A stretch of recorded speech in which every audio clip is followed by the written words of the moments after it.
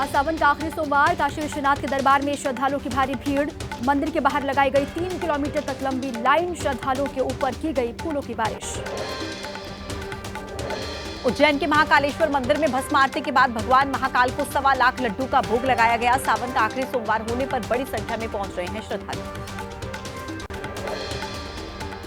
आज देश भर में धूमधाम से मनाया जा रहा रक्षाबंधन का पर्व। बाजारों में रविवार से नजर आ रही है चहल पहल। आज अपने भाई की कलाई पर राखी बांधेंगी महिलाएं।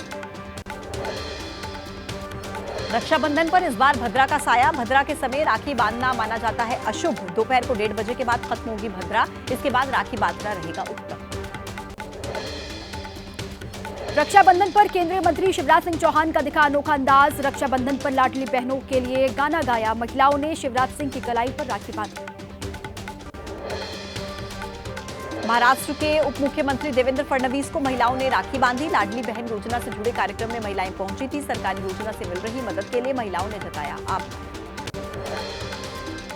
उत्तराखंड के मुख्यमंत्री पुष्कर सिंह धामी ने रक्षाबंधन का पर्व मनाया। चंपावत में रक्षाबंधन कार्यक्रम के दौरान महिलाओं ने सीएम धामी को राखी बांधी। जम्मू कश्मीर में सीमा पर तैनात जवानों ने भी रक्षाबंधन का पर्व मनाया। एलओसी पर ड्यूटी कर रहे बीएसएफ के जवानों को महिलाओं ने राखी बांधी। रक्षाबंधन के दिन सूनी नहीं रहनी चाहिए जवानों की कलाई।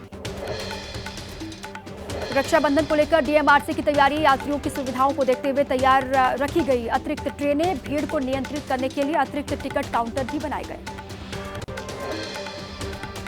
मशहूर सैंड आर्टिस्ट सुदर्शन पटनायक ने 2 निराले अंदाज में रक्षाबंधन की बधाई। पूरी बीच पर उकेरी अद्भुत कलाकृति।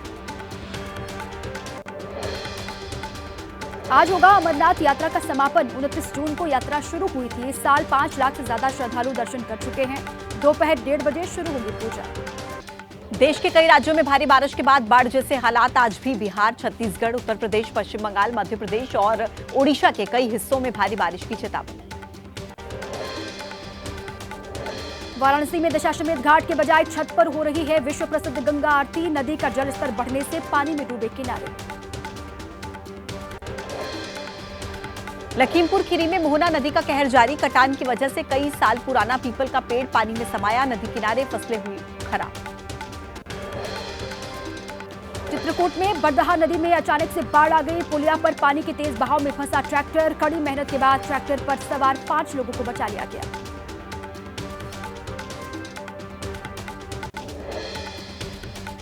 महाराष्ट्र के पुणे में जमकर बरसे बादल। भारी बारिश की वजह से शहर के कई इलाकों में पानी भरा। दीवार तोड़कर पानी निकालने की कोशिश जारी। लोगों को आने जाने में हो रही है दिक्कत।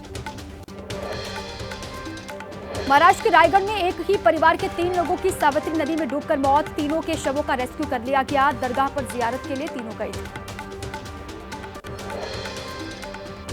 मध्य प्रदेश के मंडला में पुल पार करने के दौरान एक बाइक सवार पानी के तेज बहाव में बहा। पास के लोगों ने लड़के का रेस्क्यू किया। राजस्थान के बारा में तालाब टूटने से मची अफरा तफरी। कई घरों में तालाब का पानी घुसा। निचले इलाकों को खाली करवाने के निर्देश दिए गए। हिमाचल प्रदेश के सिरमौर में द्राबिल के पास पहाड़ी पर भारी लैंडस्लाइड। सड़क पर आया भारी मलबा। नैनीधार गत्ताधार मार्ग हुआ बंद।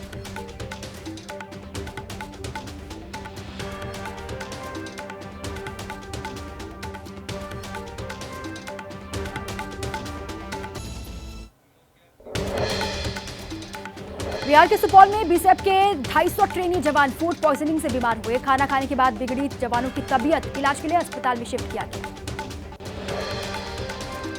मलेशिया के प्रधानमंत्री अनवर इब्राहिम आज 3 दिन के लिए आएंगे भारत। कल प्रधानमंत्री मोदी से द्विपक्षीय वार्ता होगी। कई समझौतों पर हस्ताक्षर होने की उम्मीद।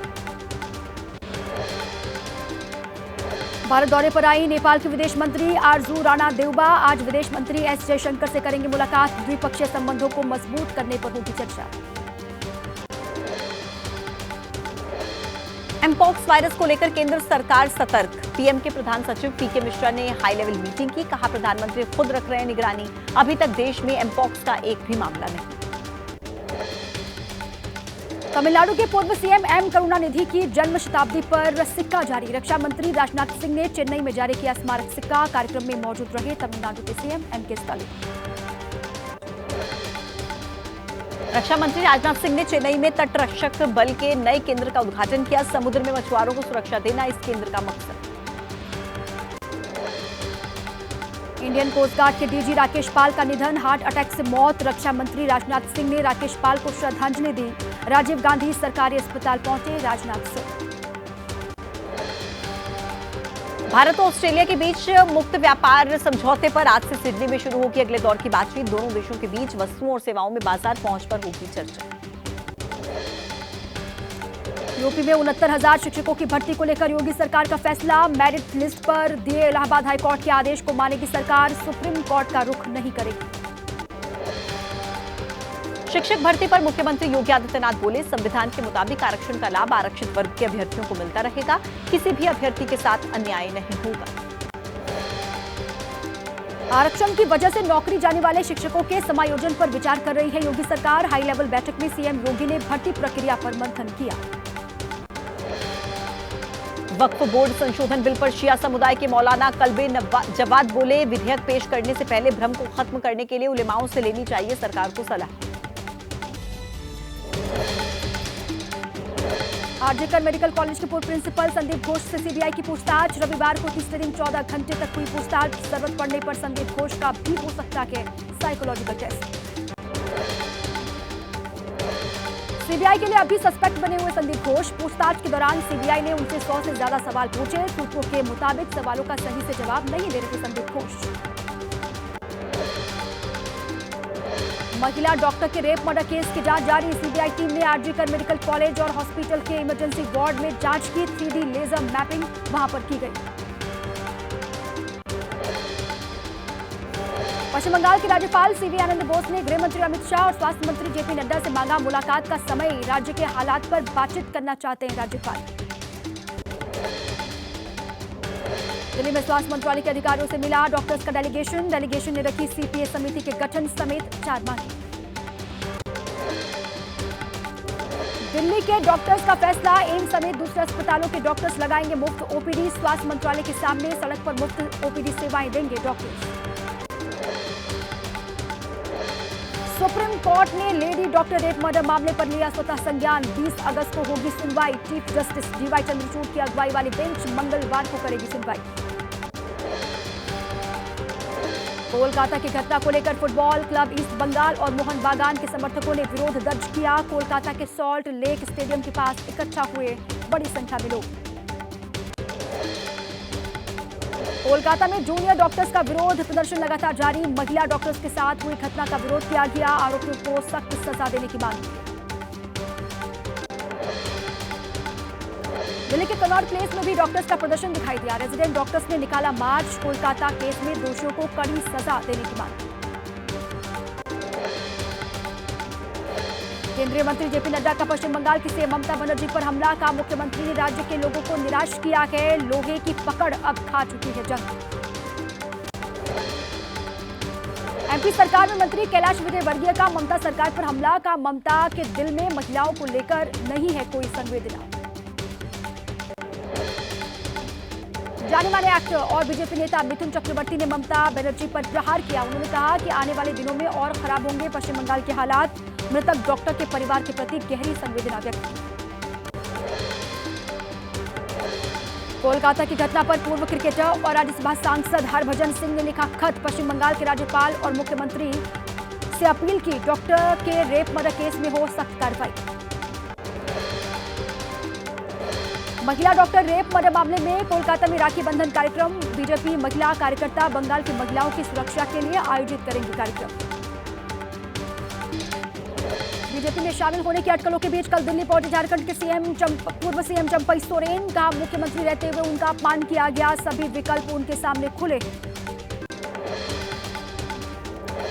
चंपई सोरेन के बहाने झारखंड के सीएम हेमंत सोरेन ने बीजेपी पर निशाना साधा। विधायकों की खरीद फरोख्त करने का आरोप लगाया। उन्होंने कहा, दलों को तोड़ने का काम करती है भारतीय जनता पार्टी। बिहार के पूर्व सीएम जीतन राम मांझी ने लिखा, चंपईदा आप टाइगर थे, टाइगर हैं और टाइगर की रहेंगे। एनडीए परिवार में आपका स्वागत है। जोहार टाइगर। बीजेपी सांसद निशिकांत दुबे का बड़ा बयान। सीता सोरेन, चंपई सोरेन के बाद अब बसंत सोरेन भी झारखंड मुक्ति मोर्चा छोड़ दें तो नहीं होगा कोई आश्चर्य।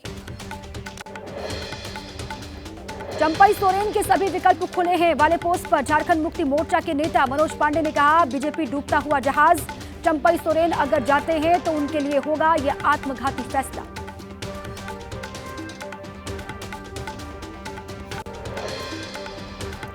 झारखंड कांग्रेस के अध्यक्ष केशव महतो कमलेश का बयान, निजी काम से दिल्ली आए हैं चंपई सोरेन, सोशल मीडिया और मीडिया में फैलाई जा रही है अफवाह। सीएम सिद्धरामैया पर मुकदमा चलाने की मंजूरी पर कर्नाटक में सियासत गर्म है। आज पूरे प्रदेश में कांग्रेस कार्यकर्ता करेंगे प्रदर्शन। जमीन घोटाले से जुड़े हुए मामले में केस चलाने की गवर्नर ने परमिशन दी है। सिद्धरामैया पर मैसूर शहरी विकास प्राधिकरण की जमीन के मुआवजे के लिए फर्जी दस्तावेज लगाने का आरोप है। पौष इलाके में पत्नी को आवंटित की गई थी जमीन। वरिष्ठ वकील अभिषेक मनु सिंघवी और कपिल सिब्बल आज पहुंचेंगे बेंगलुरु। सीएम सिद्धरामैया से मुलाकात करेंगे। विशेष अदालत में कर सकते हैं पैरवी। जमीन घोटाले में केस चलाने की गवर्नर की अनुमति पर बीजेपी विधायक शशील नामोशी बोले, सिद्धरामैया को पहले इस्तीफा देना चाहिए और फिर जांच का सामना करना चाहिए। लेटरल एंट्री यानी सीधी भर्ती पर सियासी घमासान जारी। 17 अगस्त को यूपीएससी ने लेटरल एंट्री के तहत ज्वाइंट सेक्रेटरी, डिप्टी सेक्रेटरी और डायरेक्टर लेवल की निकाली है भर्ती। विपक्ष ने इस पर उठाई सवाल। सीधी भर्ती पर राहुल गांधी का हमला तेज हुआ। सोशल मीडिया पर पोस्ट किया, यूपीएससी की जगह आरएसएस के जरिए कर रहे हैं अफसरों की भर्ती और ये कर रही है केंद्र सरकार। छीना जा रहा है एससी, एसटी, ओबीसी का आरक्षण। राहुल गांधी के आरोप पर केंद्रीय मंत्री अश्विनी वैष्णव का पलटवार, कहा लेटरल एंट्री पर कांग्रेस का पाखंड देश के सामने है। यूपीए की सरकार में तैयार की गई थी ऐसी भर्ती प्रक्रिया। यूपी के डिप्टी सीएम केशव प्रसाद मौर्य ने योगी आदित्यनाथ की जमकर तारीफ की। देश के सभी मुख्यमंत्रियों में सीएम योगी को बताया सबसे बेस्ट। केशव मौर्य ने समाजवादी पार्टी को फिर बताया समाप्तवादी पार्टी, कहा अगर बीजेपी कमजोर होगी तो देश भी कमजोर होगा। उपचुनाव में यूपी विधानसभा की सभी 10 सीट जीतने का काम करेगी बीजेपी। यूपी के मिर्जापुर में भूमाफिया से परेशान एक शख्स ने डिप्टी सीएम केशव मौर्य का रोका काफिला। केशव मौर्य ने आरोपी के खिलाफ कड़ी कार्रवाई का दिया भरोसा। कांग्रेस नेता राहुल गांधी का 24 अगस्त को प्रयागराज दौरा। कांग्रेस के संविधान सम्मान सम्मेलन को करेंगे संबोधित। जम्मू कश्मीर में चुनावी हलचल तेज है। गुलाम नबी आजाद के सलाहकार मंजूर अहमद ने पार्टी से इस्तीफा देने की खबर को खारिज किया। चुनाव ऐलान के बाद पार्टी के 2 नेता छोड़ चुके हैं आजाद का साथ। गुलाम नबी आजाद ने कांग्रेस में शामिल होने की अटकलों को खारिज कर दिया कि बोले लंबे वक्त से कांग्रेस के किसी नेता से उनकी मुलाकात नहीं हुई, उनकी पार्टी को कमजोर करने की साजिश। गुलाम नबी आजाद के कांग्रेस में फिर से शामिल होने की अटकलों पर बोले कांग्रेस नेता अलका लांबा। उन्होंने कहा कि बहुत बड़ा दिल है कांग्रेस पार्टी का, पार्टी छोड़कर गए नेता कर सकते हैं वापसी। जम्मू कश्मीर में दल बदल का खेल शुरू हुआ। पीडीपी कोटे से मंत्री रहे जुल्फिकार चौधरी अपनी पार्टी छोड़ बीजेपी में शामिल हो गए हैं। जे किशन रेड्डी ने उनको पार्टी में शामिल करवाया। केंद्रीय मंत्री जे किशन रेड्डी बोले जम्मू कश्मीर की जनता चाहती है विकास, लोगों को नहीं चाहिए परिवारवाद और भ्रष्टाचार को बढ़ावा देने वाले सियासी दल। जम्मू कश्मीर बीजेपी के अध्यक्ष रविंद्र रैना ने चुनाव से पहले किसी पार्टी से गठबंधन से इनकार किया। एबीपी न्यूज से खास बातचीत की और कहा कि 8 से 10 निर्दलीय विधायकों के संपर्क में है बीजेपी।